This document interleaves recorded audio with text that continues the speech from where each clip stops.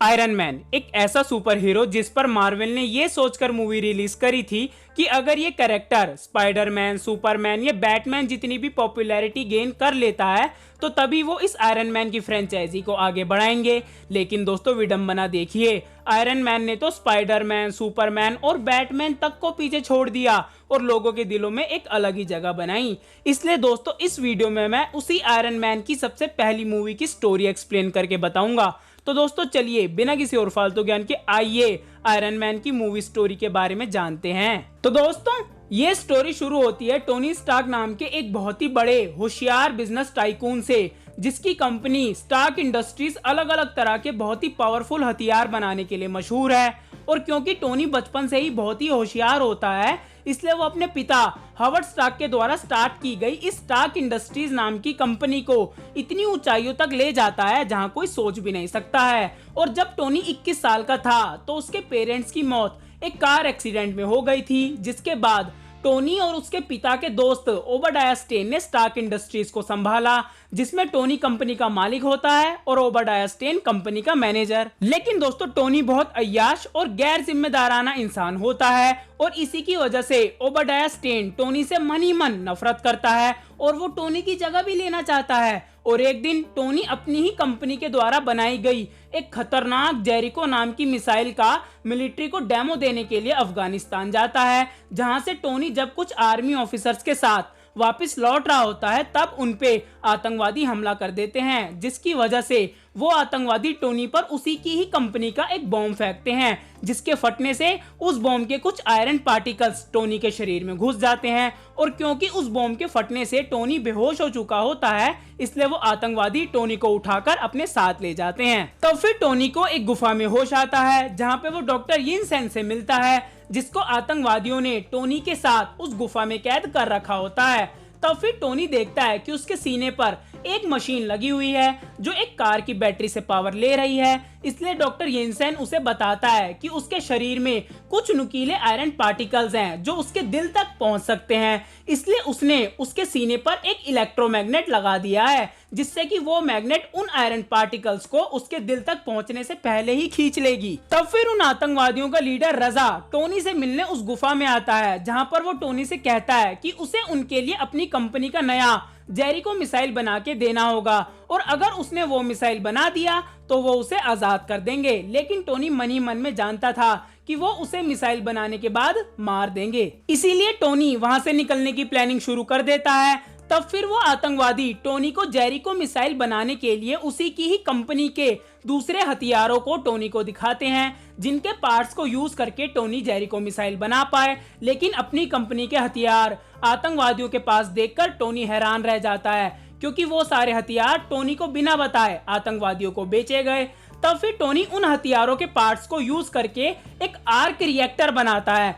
Arc reactor एक ऐसा device है जो इलेक्ट्रिसिटी जनरेट करता है और इस आर्क रिएक्टर का इन्वेंशन टोनी के पिता ने किया था। लेकिन टोनी के पिता ने एक बड़े आर्क रिएक्टर का इन्वेंशन किया था जिससे वो अपनी फैक्ट्री को इलेक्ट्रिसिटी देते थे, पर टोनी ने उसी आर्क रिएक्टर को एक छोटे रूप में बनाया जिसे वो अपनी चेस्ट पे लगा सके और उस कार की बैटरी को हटा के इस आर्क रिएक्टर से उस इलेक्ट्रोमैग्नेट को पावर दे सके।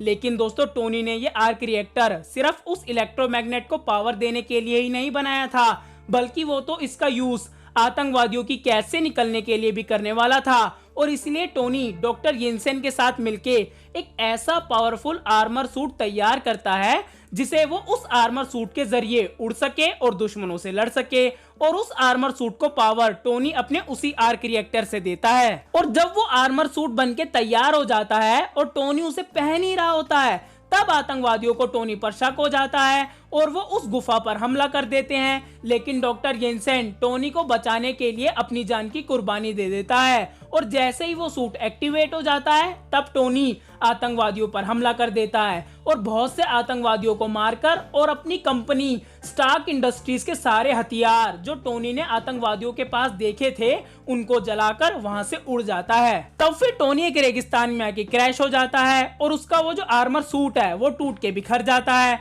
तब फिर टोनी का दोस्त जेम्स रॉड्स जो मिलिट्री का चीफ ऑफिसर भी है वो अपने कुछ सैनिकों के साथ टोनी को बचाने आता है और टोनी को वापस न्यूयॉर्क ले आता है। और वापस आके टोनी एक प्रेस कॉन्फ्रेंस ऑर्गेनाइज करता है जहां पर वो मीडिया के सामने ये अनाउंस कर देता है कि अब से उसकी कंपनी हथियार बनाना बंद कर देगी, क्योंकि टोनी कहता है उसकी कंपनी के हथियारों का गलत इस्तेमाल किया जा रहा है। और टोनी के इस फैसले की वजह से उसका पार्टनर ओबडाया स्टेन और कंपनी के बाकी एम्प्लॉयज नाराज हो जाते हैं। लेकिन टोनी ये ठान चुका होता है वो हथियार बनाने की टेक्नोलॉजी पर अब ज्यादा ध्यान नहीं देगा और इसके बजाय वो आर्क रिएक्टर की टेक्नोलॉजी पर ध्यान देना शुरू करता है। और इसी की वजह से टोनी अपने उस छोटे आर्क रिएक्टर जो उसने उस गुफा में बनाया था उसको सबसे छिपा के रखता है, जिससे कि कोई भी उस आर्क रिएक्टर की पावर के बारे में ना जान पाए और उसका गलत इस्तेमाल ना कर पाए। फिर टोनी उस छोटे आर्क रिएक्टर से भी ज्यादा पावरफुल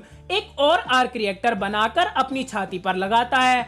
फिर टोनी कई महीनों तक अपनी लैब में रह के एक पावरफुल और एडवांस आर्मर सूट तैयार करता है, जिसे वो पावर उसी नए आर्क रिएक्टर की मदद से देता है जो उसकी छाती पर लगा होता है। तब फिर टोनी एक इवेंट पर जाता है जहां पर उसे एक रिपोर्टर बताती है कि उसके हथियार अभी भी आतंकवादियों को बेचे जा रहे हैं, जिसके जरिए वो आतंकवादी अफगानिस्तान के एक गांव में आतंक मचा रहे हैं। इसलिए टोनी ये बात जानने के बाद अपने उसी एडवांस आर्मर सूट को पहन के अफगानिस्तान के उस गांव में जाता है और आतंकवादियों को मारकर गांव वालों को बचा लेता है। लेकिन जब टोनी वापस न्यूयॉर्क आ रहा होता है तो अमेरिकन फोर्सेस को लगता है कि ये उड़ने वाली चीज उनके देश के लिए खतरा हो सकती है, इसलिए वो उस उड़ती हुई चीज को खतरा मान के अपने एयरफोर्स के प्लेन्स को उस चीज को खत्म करने के लिए टेक ऑफ करवा देते हैं। तब फिर ये बात मिलिट्री चीफ जेम्स रॉड्स को बताई जाती है और इसी की वजह से जेम्स रॉड्स टोनी को कॉल करता है ये पूछने के लिए क्या ये उड़ने वाली चीज उसी की कंपनी का तो कोई इन्वेंशन नहीं, और क्योंकि टोनी का वो आर्मर सूट इतना एडवांस होता है जिससे वो किसी से भी कॉल पर बात कर सकता था।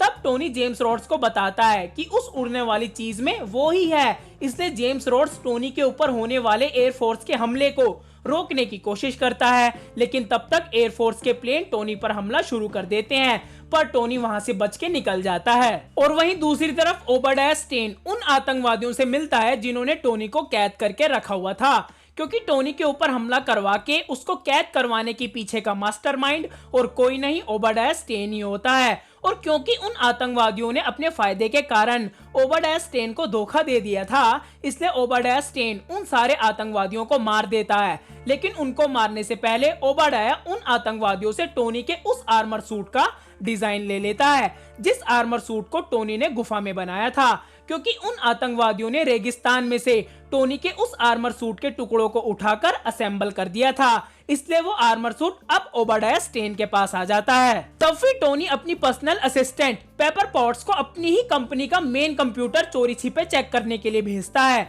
और जब पेपर पॉट्स कंप्यूटर चेक कर रही होती है तब उसे पता चलता है कि ओबडाया स्टेन ही वो आदमी है जो आतंकवादियों को हथियार बेचता है, और उसी ने ही टोनी को मरवाने की कोशिश करी थी ताकि वो कंपनी का मालिक बन सके। तब फिर पेपर पॉट्स इन सारे सबूतों को एक पेन ड्राइव में सेव कर लेती है और इस बात को शील्ड के एक एजेंट को बता देती है। लेकिन वहीं दूसरी तरफ ओबडाया स्टेन टोनी के उस आर्मर सूट के डिजाइन की मदद से अपने लिए एक नया पावरफुल आर्मर सूट बना लेता है। लेकिन ओबडाया स्टेन के साइंटिस्ट टोनी की तरह एक नया आर्क रिएक्टर नहीं बना पाते हैं, इसलिए ओबडाया स्टेन टोनी के घर जाता है और चालाकी से टोनी को टेम्पररी पैरालाइज करके उसकी छाती पर लगे आर्क रिएक्टर को निकालकर अपने उस आर्मर सूट में लगा देता है, जिसकी वजह से उसका आर्मर सूट स्टार्ट हो जाता है। तब फिर टोनी कैसे भी करके अपने उस पुराने आर्क रिएक्टर के पास पहुंचकर अपनी छाती में लगा लेता है, जिस आर्क रिएक्टर को टोनी ने उस गुफा में बनाया था। लेकिन इस पुराने आर्क रिएक्टर में इतनी पावर नहीं होती है जो टोनी के नए एडवांस सूट को पावर दे सके, लेकिन फिर भी जितनी पावर वो आर्क रिएक्टर जनरेट करता है टोनी उतनी पावर के साथ ओबडाया स्टेन से लड़ने जाता है। और वहीं दूसरी तरफ पेपर पॉट्स शील्ड के ऑफिसर्स को लेके ओबडाया स्टेन को गिरफ्तार करने के लिए जाती है, लेकिन तब तक ओबडाया स्टेन अपना आर्मर सूट डाल चुका होता है, जिसकी वजह से वो पेपर पॉट्स और उन शील्ड के ऑफिसर्स पर हमला कर देता है। तब फिर टोनी वहां पहुंचता है और ओबडाया स्टेन से लड़ाई करता है, पर क्योंकि टोनी के सूट में इतना पावरफुल आर्क रिएक्टर नहीं लगा होता, इसलिए टोनी ओबाडिया के सामने हारने लगता है। इसीलिए टोनी ओबाडिया स्टेन को हराने के लिए एक प्लान बनाता है। वो ओबाडिया स्टेन से लड़ते लड़ते उसे अपनी कंपनी की छत पर ले जाता है, और क्योंकि टोनी की कंपनी में उसके पिता द्वारा बनाया गया एक बड़ा आर्क रिएक्टर लगा होता है, तो टोनी पेपर पॉट्स से कहता है कि तुम उस आर्क रिएक्टर की पावर को बढ़ा दो। और जैसे ही पेपर पॉट्स उस बड़े आर्क रिएक्टर की पावर को बढ़ा के उसे ओवरलोड कर देती है, तो उस आर्क रिएक्टर में से इतनी एनर्जी निकलती है जिससे ओबाडिया स्टेन मारा जाता है। तब फिर अगले दिन इस हादसे के बारे में मीडिया को बताने के लिए स्टार्क इंडस्ट्रीज में एक प्रेस कॉन्फ्रेंस होती है। लेकिन प्रेस कॉन्फ्रेंस में जाने से पहले शील्ड के लोग टोनी से उसकी आयरन मैन वाली आइडेंटिटी मीडिया को ना बताने के लिए कहते हैं। पर जब टोनी मीडिया के सामने जाता है तो वो ये बोल देता है कि वो ही आयरन मैन है। तब फिर मूवी के एंड में शील्ड का chief officer Nick Fury Tony से मिलने आता है, जहां वो टोनी को एवेंजर्स इनिशिएटिव यानी एवेंजर्स सुपर हीरो की टीम बनाने के लिए कहता है, क्योंकि निक फ्यूरी टोनी को बताता है कि इस दुनिया में सिर्फ वो ही एक सुपर हीरो नहीं है, उसके जैसे बहुत हैं जो एवेंजर्स इनिशिएटिव का हिस्सा बनेंगे। और इस मूवी का दी एंड यहीं हो जाता है। तो दोस्तों, ये थी movie story the great super hero iron man की। एंड आई होप आपको मेरा ये आयरन मैन का मूवी स्टोरी एक्सप्लेनेशन वीडियो पसंद आया होगा। और दोस्तों, अगर मुझसे कोई भूल चूक हो गई हो तो मुझे अपना भाई समझ के माफ कर दीजिएगा। तो दोस्तों, अगर आपको मेरा ये वीडियो पसंद आया हो तो वीडियो को लाइक करें, चैनल को सब्सक्राइब करें और जो बेल आइकन है उसको ऑल पे रखें। जैसे मैं कोई आगे बढ़िया वीडियो डालूं उसका नोटिफिकेशन सीधा आप ही के पास तो आए। मैं मिलूंगा आपसे अगली वीडियो में। बाय।